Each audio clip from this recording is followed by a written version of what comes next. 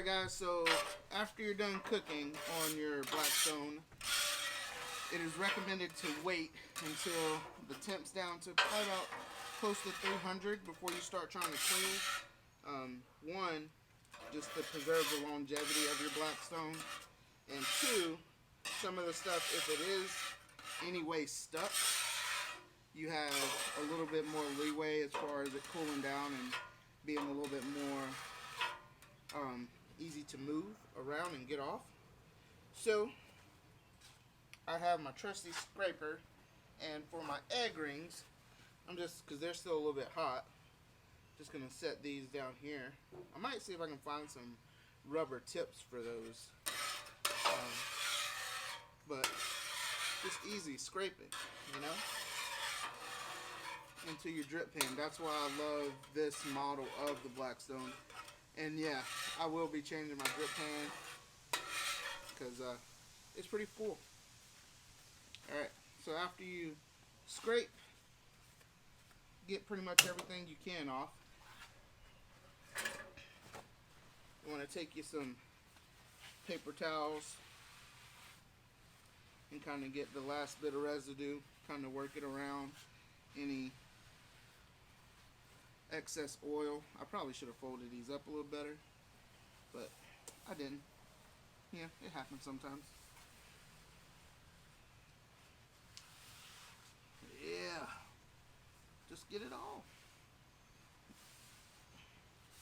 Get as much as the left behind debris.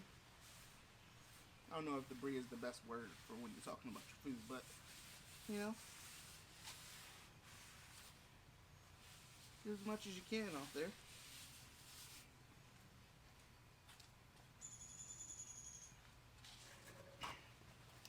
I will say, because I try to be as efficient as possible when cleaning off my Blackstone, is that I do go through a lot of paper towels. Not mad about it though, because you'll see right here I got a spot that doesn't feel like it wants to come off. I didn't scrape it, but came back over and it's gone. You don't want to scrape too much because you don't want to, you know, take off your seasoning that you put on when you first set up your Blackstone. Got it all seasoned and ready to go.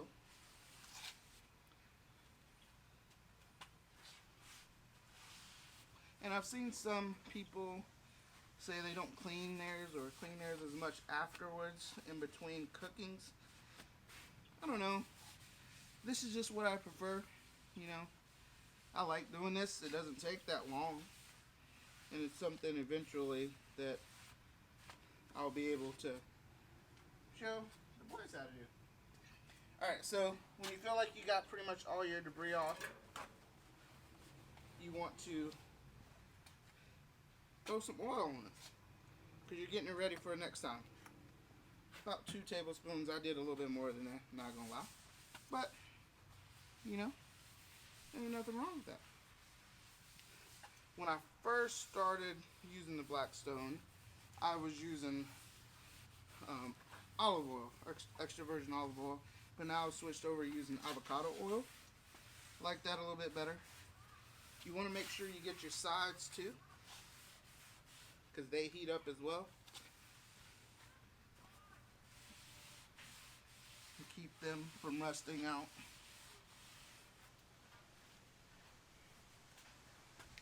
And